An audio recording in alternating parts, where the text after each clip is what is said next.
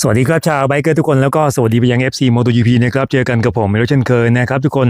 วันนี้เดี๋ยวเราจูงหัวกันมาคุยถึงเรื่องราวของนักแข่งที่คิดว่าอนาคตเนี่ยรอแค่ประกาศอย่างเดียวนะครับว่าคงจะไม่ได้ไปต่อแล้วหรือไม่ได้ไปต่อในทีมเดิมแต่โอกาสที่จะไปอยู่ค่ายใหม่ทีมใหม่เนี่ยมีหรือเปล่าวันนี้จะนำมาวิเคราะห์ให้ฟังสืบเนื่องจากการประชุมหารือของทางค่ายผู้ผลิต5ค่ายนะครับก็คือดูคาติ Aprilia KTM Yamaha Honda เนี่ยนะก็ไปประชุมหารือกับทางเจ้าของ MotoGP ก็คือ Liberty Media ก็คือ MotoGP ดอหน้าเก่านั่นแหละในสุดสัปดาห์ของการแข่งขันที่อเมริกาประชุมว่าทางค่ายทางทีมเนี่ยนะครับเขาก็จะต้องต่อสัญญากับทางเจ้าของ MotoGP ด้วยเหมือนกันเหมือนสัญญาของนักแข่งนี่แหละนะฮะทุกคน พอมันหมดก็จะต้องต่อไปทีนี้มันมีประเด็นที่ทางค่ายผู้ผลิตเนี่ยเรียกร้องนะครับว่าอยากจะได้ค่าใช้จ่ายในเรื่องของค่าลิขสิทธิ์อะทุกคนทราบดีว่ามันก็เป็นค่าใช้จ่ายที่เยอะพอสมควรอยู่ใช่ไหมฮะแล้วทางค่ายเขาก็อยากได้ส่วนแบ่งตรงนั้นไงเหมือนเขาเรียกร้องนะฮะทีนี้ทางเจ้าของใหม่ก็เหมือนจะมีเงื่อนไขมาแลกเปลี่ยนนะครับตามรายงานมาเนี่ยก็คืออาจจะมีงานที่จะต้องให้5ค่ายผู้ผลิตเนี่ยทำให้มันมากขึ้นก็คือเอาไปแบ่งๆกันช่วยโปรโมทช่วยประชาสัมพันธ์ในกิจกรรมทุกสิ่งทุกอย่างถามว่าที่ผ่านมามันไม่มีหรอมันก็มีฮะมีอยู่เป็นกิจกรรมที่เราได้เห็นนะครับว่าเขาก็จะมีแอดมินดูแลมีกิจกรรมต่างๆอยู่แล้วเพียงแต่ว่าถ้าเกิดว่าถ้าจะรับส่วนแบ่งตรงนี้เนี่ยก็อาจจะต้องมีการทำงานที่มันเป็นรูปธรรมในเชิงรุกมากขึ้นกว่านี้เอาง่ายๆว่าอย่างคล้ายๆฟอร์มูล่าวันเนี่ยโมเดลประมาณนั้นนะครับก็จะได้ส่วนแบ่งกันกลับมาซึ่งดูเหมือนว่าการเจรจาเนี่ยเหมือนจะไปได้ดีนะแม้ว่าทางเหล่า CEO ของแต่ละค่ายเนี่ยครับที่ประชุมกันเนี่ยอาจจะออกมาบอกได้ไม่เยอะนะครับบอกว่าไม่สามารถคือเราเข้าใจว่าคงเป็นเงื่อนไขนะครับว่าไม่สามารถที่จะให้รายละเอียดเกี่ยวกับเรื่องนี้ในกับสื่อกับนักข่าวได้แต่ก็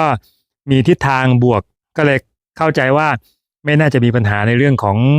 ข้อเสนอนะครับทั้งสองฝั่งเนาะพอมันเป็นไปในแบบนี้เสร็จปุ๊บหมายความว่านักแข่งที่มันลังๆรออยู่เนี่ยนะไม่ประกาศสักทีเนี่ยคราวนี้เนี่ยอาจจะประกาศได้เร็วขึ้นละนะครับเพราะว่ามันติดตรงนี้อยู่ไงอย่างที่ผมบอกไว้เมื่อ 2-3 วันก่อนนะครับว่าค่ายเองเนี่ยก็พยายามที่จะเคลียร์เรื่องของสัญญากับทาง MotoGP ให้มันจบให้มันได้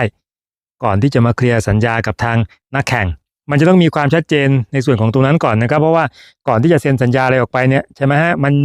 มีเรื่องของรายได้ของอะไรต่างๆสมมุตินะมันไม่ใช่สมมุติหรอกแต่มันก็เรื่องจริงแหละเพียงแต่ว่ามันอาจจะมารูปแบบไหนผมอาจจะยังไม่ทราบได้ก็ที่เขาร้องขอค่าลิขสิทธิ์ตรงนี้นะครับค่าถ่ายทอดสดอะไรต่างๆไปเนี่ยเขาจะแบ่งให้ดูคติเท่าไหร่ให้ยามาเท่าไหร่ผมว่าคงให้เท่าๆกันนั่นแหละนะพอให้มาปุ๊บนั่นหมายความว่าค่ายเขามีรายได้เพิ่มขึ้นมาแสดงว่าเวลาเขาเซ็นสัญญากับนักแข่งก็จะต้องมีส่วนในรายได้ตรงนี้ด้วยถูกไหมฮะไม่ใช่ว่าค่ายจะเอาอย่างเดียวไงมันนักแข่งก็ต้องได้ส่วนนี้ด้วยดังนั้นมันที่มันลังรออยู่เนี่ยผมเลยเข้าใจเลยนะครับเพราะประเด็นนี้นี่เองค่ายก็รอ MotoGP ตัดสินใจอยู่นะครับว่าจะให้ไหมจะให้เท่าไหร่ซึ่งตอนนี้คาดว่าคงให้นะครับแต่ยังไม่ทราบว่าให้เท่าไหร่แล้วพอได้มาแบบนี้เสร็จปุ๊บเนี่ยโอเคละคุยกับทางนักแข่งได้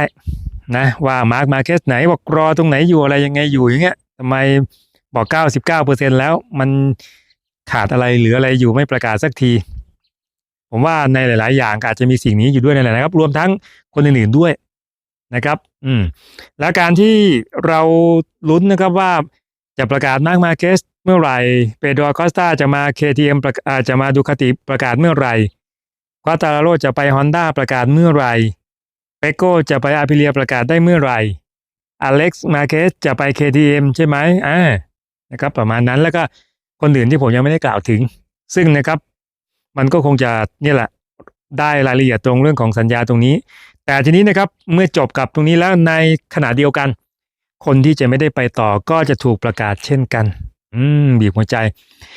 คนที่หลุดเก้าอี้ในปีหน้าเนี่ยผมเสียดายแทนอย่างหนึ่งรู้ไหมฮะผมเสียดายแทนว่าไม่มีโอกาสได้ขับรถใหม่เลยโอเคถ้าเกิดว่าคุณหลุดไปแล้วคุณไปเป็นนักขับทดสอบคุณไปเป็นเทสไรเดอร์เนี่ยโอเคคุณยังมีโอกาสได้ลงแข่งขันอยู่นะครับอาจจะมีโอกาสได้ลงไวล์การ์ดหรือว่าลงทดแทนหรือว่าก็ได้ลงทดสอบรถให้กับต้นสังกัดนั่นแหละถูกไหม แต่ถ้าคุณ หายยาวเลยก็คือรีไทร์ปุ๊บจบเลยนะครับหรือว่าไปแข่งขันรายการอื่นต่ออย่างเงี้ยก็หมดสิทธิ์กันไปเอารายชื่อแรกเลยนะครับที่ดูเหมือนจะยืนยันแบบไกลๆแล้วก็คือฟรังโกมอร์บิเดลี่ฮะนักแข่งหมายเลข21ของทาง VR46 นักแข่งจากอิตาลีฮะการที่ทาง VR46 กำลังจะได้นักแข่งหน้าใหม่ซึ่งทีมก็ดีด้ากันใหญ่เลยนะดูเหมือนจะแฮปปี้กันใหญ่เลยก็คือเฟอร์มินอันเดอร์แกลทีมอยากจะได้เฟอร์มินมาเนิ่นนานแล้วนะครับตั้งแต่2 ปีก่อนแต่เฉพาะอะไรไม่ทราบได้นะครับดีลมันไม่เกิดขึ้นนะดีลไม่เกิดขึ้นแล้วทีนี้ก็ VR46 ก็มาได้แฟรงกี้พอดีนะครับหลุดพอไม่ได้เฟอร์มินแล้วก็ได้ดิเกียพอดีประมาณนั้นกลับมาเฟอร์มินก็เซ็นกับดูคาติแล้วก็ไปอยู่กับทีมไกซินี่แต่สายสัมพันธ์ที่ดีของ VR46 นะครับมันแน่นแฟนกับดูคาติมากขึ้นนะเอาง่ายๆว่าเป็นทีมรองโดยตรงเลยเลยทำให้เหมือนขออะไรก็ได้ทำนองนั้นแหละเรามองนะฮะอะไรเป็นประเด็นทำให้ไกซินี่รู้สึกไม่พอใจที่เราคุยกันไปเมื่อวานเนี้ยก็จะได้เฟอร์มินแล้วทางหัวหน้าทีมทางผู้อำนวยการทีมก็บอกนะฮะว่าแบบมันดีใจดีใจนะครับเพราะว่าเฟอร์มินก็เป็นนักแข่งที่มีอนาคตไกลด้วยอายุที่แค่21 ปีนะฮะแล้วก็อีกคนหนึ่งที่เกียร์เขาบอกว่าไม่ได้มีปัญหาอะไรก็คือผลงานมันก็ฟ้องอยู่แล้วเนาะนะครับแทบจะไม่ต้องมาสงสัยอะไรโดยเฉพาะในสุดสัปดาห์ที่ผ่านมาที่อเมริกาทุกคนดิเกียเป็นนักแข่งที่ดีที่สุดในดูคาตินะดีที่สุดนะครับแล้วก็ย้อนไปในโกยาเนียที่บราซิลเขาก็เป็นคนที่ดีที่สุดในดูคาติ2 สนามต่อเนื่องกันนะครับที่ฟาบิโอดิจานาโตดิโอเป็นนักแข่งที่ผลงานดีที่สุดในดูคาติเลยเห็นไหมฮะดังนั้นสัญญาคงอยู่ในมือกันแล้วนะครับไม่ต้องสงสัยไม่ต้องห่วงแล้วพอเป็นแบบนี้แฟรงกี้เขาก็ไม่ได้พูดถึงอะไรมากมายพูดถึงแต่เพียงว่าก็แค่ในฐานะของหัวหน้าทีมนะครับก็บอกว่าแฟรงกี้ก็มีปัญหความยากลำบากการยึดเกาะที่ด้านหลังนี่ก็รบกวนเขาทั้งฤดูกาลเลยในอเมริกาทั้งสุดสัปดาห์เลยในอเมริกาแค่นี้นะครับส่วนอนาคตส่วนอะไรเนี่ยก็ผมว่าเข้าใจได้นะฮะแต่นั้นแฟรงกี้คงจะหลุดจากทีมแน่ๆแหละนะหลุดแล้วไปไหน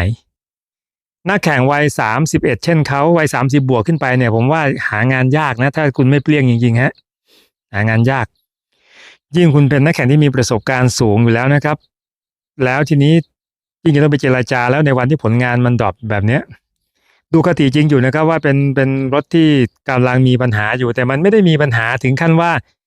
จะแข่งกับใครไม่ได้เลยนะครับมันไม่ขนาดนั้นแต่กลายเป็นแฟรงกี้เนี่ยแข่งกับใครไม่ได้จริงๆนะแข่งกับใครไม่ได้อยู่ขั้นเดียวสมควรที่จะไปทีมอื่นมีโอกาสไหมผมมองว่ายากนะยากมากครับโอกาสแทบจะเป็นศูนย์แฟรงกี้น่าจะหนักสุดเราจริงๆนะครับเพราะว่ามองดูแล้วอายุก็มากแล้ว31แล้วไงแล้วก็ผลงานอยู่ในช่วงดิ่งแล้วโอเคถ้าเกิดว่าเป็นนักแข่งยามาฮ่าแล้วผลงานดิ่งเนี่ยมันยังพอเข้าใจได้ถูกไหมฮะว่ารถยามาฮ่ามันอยู่ในระดับไหนใช่ไหมล่ะยังพอเข้าใจได้แต่นี่รถดูคาติมันมีปัญหาจริงเนี่ยมันไม่ได้มีจนล่วงท้ายก็แค่ทุกคนก็แค่ดรอปลงจากเดิมเฉยๆอย่างนี้ไงแฟรงกี้3 สนาม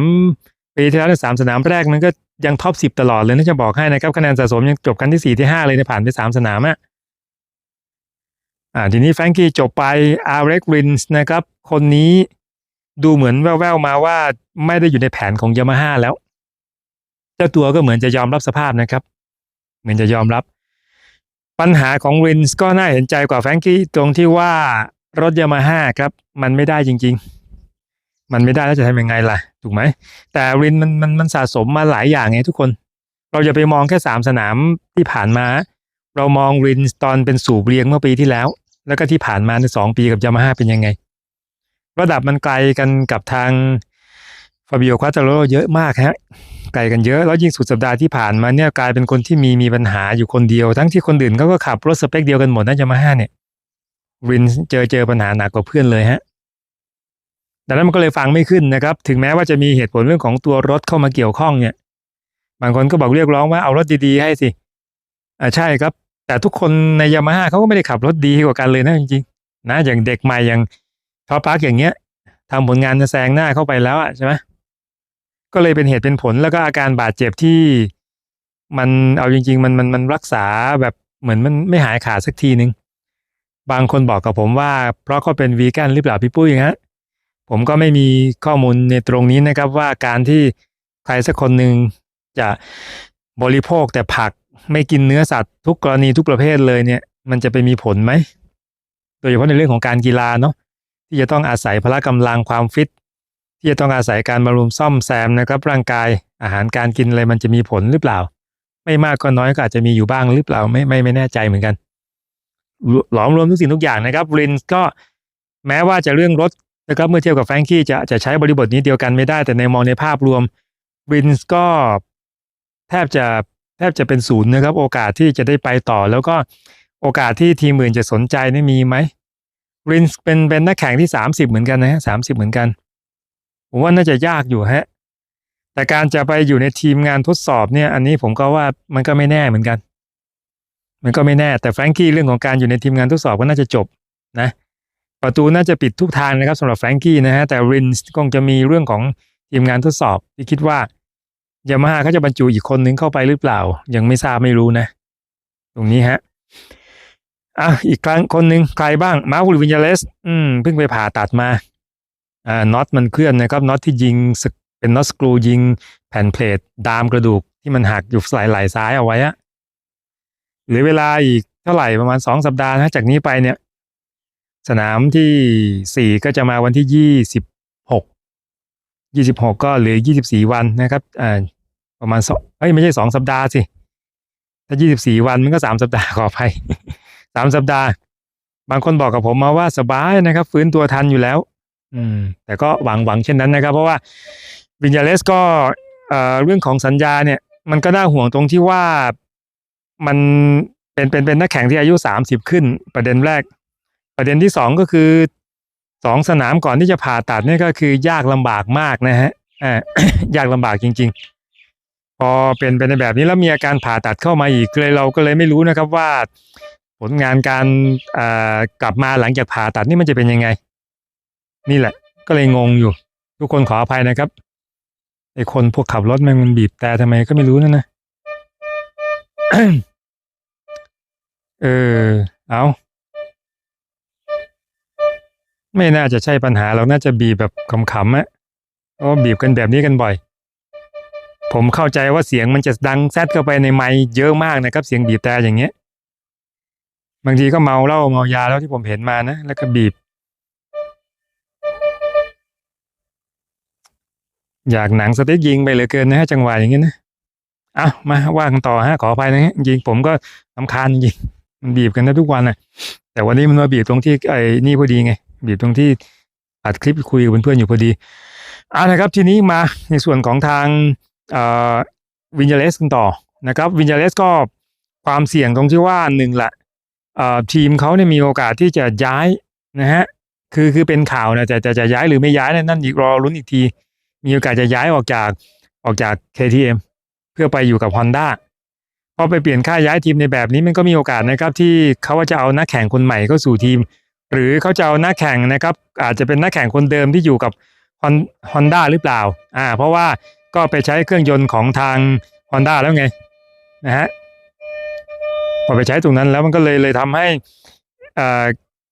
เหมือนยากนะครับถ้าสมมติว่า Tech3 ย้ายไปที่ Honda จริงๆเนี่ยผมเดาว่าโอกาสที่เขาจะเอานักแข่งเดิมน่าจะมีสูงนะครับนักแข่งของ Honda เดิมอะไรประมาณนั้นแล้ววินยาเลสก็มาเจอสภาพอย่างนี้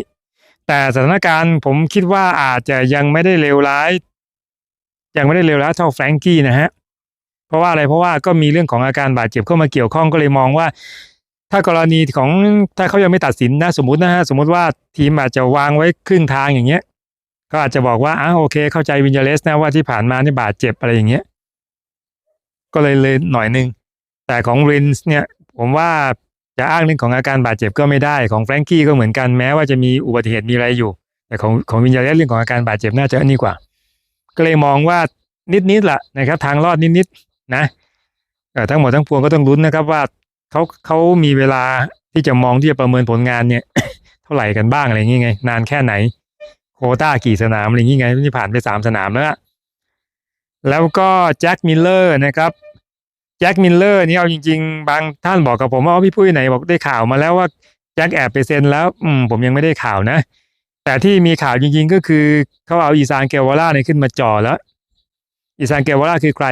คือนักแข่ง Moto2 นะฮะที่เป็นลูกหม้อของ Pramac นั่นแหละนะครับ Pramac Blue Crew ซึ่งปีนี้ก็กำลังทำผลงานได้อย่างโดดเด่นฮะตามจริงก็เริ่มโดดเด่นมาตั้งแต่ปลายปีที่แล้วนะจน Yamaha เนี่ยเอามาทดสอบรถprivate test นะครับทีม Pramac เอามาทดสอบเลยก็ได้ขับรถแข่ง MotoGP M1 ไปแล้วนะครับเวอร์ชัน V4 นี่แหละนะแล้วล่าสุดบอกว่าก็จะเข้ามาใน Pramac แล้ว Pramac ก็จะอยู่กับ Yamaha ยาวนานอยู่นะครับอาจจะเข้ามา Pramac เนี่ยมาแทนใครล่ะท็อปปาร์คเขาก็มีสัญญานะท็อปปาร์คเขามีสัญญาทะลุไปปีหน้าดังนั้นจะแจ็คเนี่ยจะอยู่เนี่ยอาจจะอยู่ในฐานะของทีมงานทดสอบอีกคนหนึ่งหรือเปล่านะฮะหรือไม่ก็คือเขาจะดันท็อปปาร์คเนี่ยขึ้นทีมโรงงาน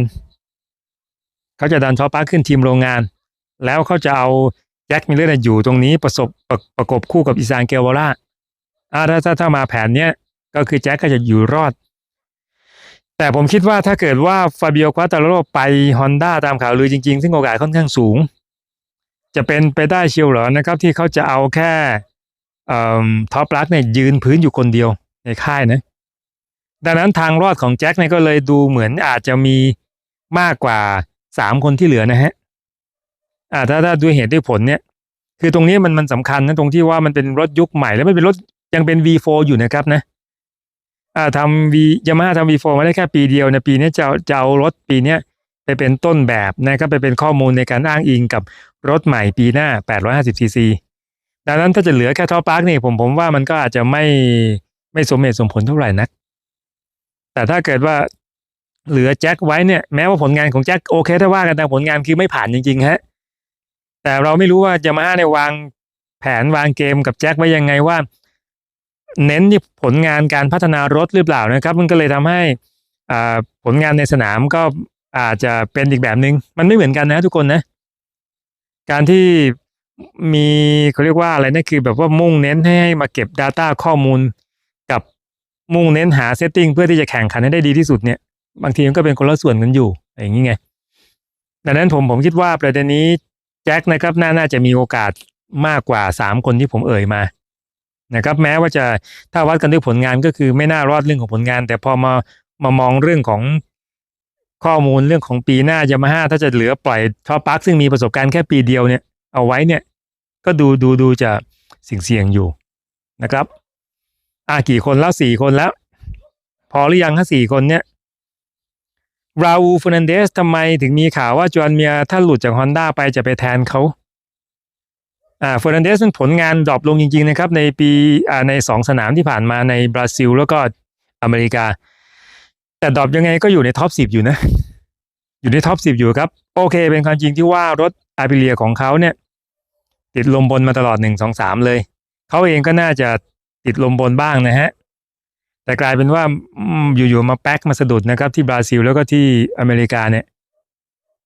นี่แหละครับนี่เนี่ยเป็นตัวที่ทำให้ถูกพิจารณาจากจอห์นเมียร์หรือเปล่าแต่ถ้าว่ากันด้วยผลงานจริงๆจอห์นเมียร์นี่ล้มเยอะนะฮะล้มเยอะมากเลยตอนนี้เอาตำแหน่งแชมป์ล้มให้มากเลยให้ไปถือครองไว้ก่อน3สนามเนี่ยแต่ราอูในคะแนนสะสมตอนนี้ก็ยังคงอยู่แบบที่6นะครับตามมาร์คมาร์เคสมาแค่ 5-6 แต้มเท่านั้นเองดังนั้นจะอ้างเหตุผลว่าดาวิเด บริวิโอนะครับหรือว่าลุงเดเนี่ย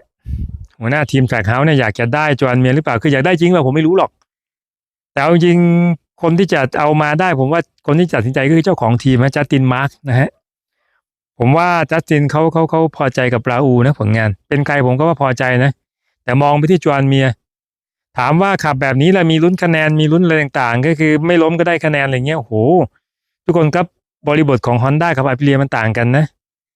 อาปิเลียมันไม่ต้องขับบู๊แหลกลานขนาดนั้นก็มีแต้มแล้วฮะรถมันได้ไงแต่ของ Honda มันเป็นอีกแบบนึงผมเลยคิดว่าราอูไม่น่าหลุดฮะไม่น่าหลุดครับจริงๆด้วยอายุที่ห่างจากจอห์นเมียร์ประมาณ2 ปี2-3 ปีไม่น่าจะหลุดแล้วก็ผลงานก็ตามที่เห็นถ้าเปรียบเทียบใส่กันเนี่ยเอาแต่ถ้าอย่างนั้นจอห์นเมียร์ควรจะหลุดแล้วสิฮะใช่ไหมมันจะเป็นอย่างเงี้ยครับกรณีของจอห์นเมียร์เนี่ยนะมันจะหลุดไม่หลุดเนี่ยมันจะเป็นกรณีที่ว่าถ้า Honda เขาสามารถมี3ทีมได้ผมว่าจอห์นเมียร์อาจจะไม่หลุดฮะจอห์นเมียร์อาจจะไม่หลุดถ้า Honda มี เกรซินี่เข้ามาหรือว่ามีเทคทรีตอนนี้ก็เข้าใจว่ากำลังคุยกันอยู่นั่นแหละกำลังคุยกันอยู่เพราะว่าในตอนนี้คนที่มีรายชื่อเชื่อมโยงมาเนี่ยถ้ามันจะหลุด3คนมันก็จะต้องมีเด็กใหม่3คนถูกไหมครับโผล่มาแต่ตอนนี้เขาเล่นกันใน Moto2 เนี่ยมันจะมีอยู่3คนก็คือมีเดเนียลโฮกาโดนะแล้วก็มีดาวิดอลอนโซ2คนจากแอสปาโดยอลอนโซนั้นเชื่อมโยงมายัง Honda มายังทีมโรงงานด้วยครับแล้วก็ทางส่วนของโฮกาโดเนี่ยเชื่อมโยงมายังเกรซินี่นะฮะซึ่งเกรซินี่นะครับถ้าเทคทีไปจริงๆเนี่ยบางทีเอเนียก็อาจจะมาแต่เกรซินี่เนี่ยมันไม่ได้มีนั่นหรอกมันหลุดไปตามระเบียบตามธรรมเนียมมันไม่ได้หลุดคือหมายถึงว่าแค่เปลี่ยนเก้าอี้กันนักแข่งยังไงก็ไม่หลุดอเล็กซ์ก็ไปแค่ KTM แล้วก็เฟอร์มินก็ไป VR46 นะครับประมาณนั้นแล้วก็อีซานเกวาร่า3คนส่วนคนที่มีโอกาสได้ทดลองรถแข่ง MotoGP ในปีที่แล้วอย่างมาเดลกาซาเลสมาทดสอบแฟกเฮาส์นะครับอาพิเลียเนี่ยแล้วทำผลงานได้ดีด้วยนะแล้วก็คิดว่าตอนนี้ก็นำคะแนนสะสมสูงสุดอยู่ผ่านไป3สนามเนี่ยบางทีอาจจะนับถ้ามันจะมี4คนจริงๆนะครับใน MotoGP ที่ไม่ไปต่อเนี่ยนั่นหมายความว่าเราก็ต้องนับกอนซาเลสเข้ามาอีกคนหนึ่งเป็นประมาณนั้นเอาถ้า4คนในแบบนี้ก็น่าจะเพียงพอละนะครับน่าจะเพียงพอผลงานนะครับ1เลยประเมินอะไรประเมินผลงานพอประเมินผลงานก็จะต่อไปก็ประเมินอายุนะฮะประเมินอายุมูลค่าทางการตลาดอะไรต่างๆซึ่งผลงานมันก็จะมีรายละเอียดที่ปลีกย่อยที่มันแตกต่างกันบางคนผลงานไม่ดีเพราะว่ารถไม่ดีด้วยบางคนผลงานไม่ดีเพราะว่าอาการบาดเจ็บอะไรประมาณนั้นนะฮะก็มีอยู่แล้วก็เรื่องของดีลการเจรจาถ้าเกิดว่าไปเจรจากับคนนี้แล้วเขาอาจจะรับค่าเหนื่อยค่าตัวรับผลประโยชน์รับค่าสัญญาไม่ได้นะครับถ้าดีลไม่ผ่านบางทีก็จะได้อยู่ต่อแต่เอาจริงนะผมว่านักแข่งเขาไม่เลือกงานหรอกจริงๆนะนอกจากเขาจะไม่มีที่ไปจริงๆจ้างเขาต่ำเท่าไหร่เขาต้องเอาเหมือนเดิมนะครับกับการได้ขึ้นมา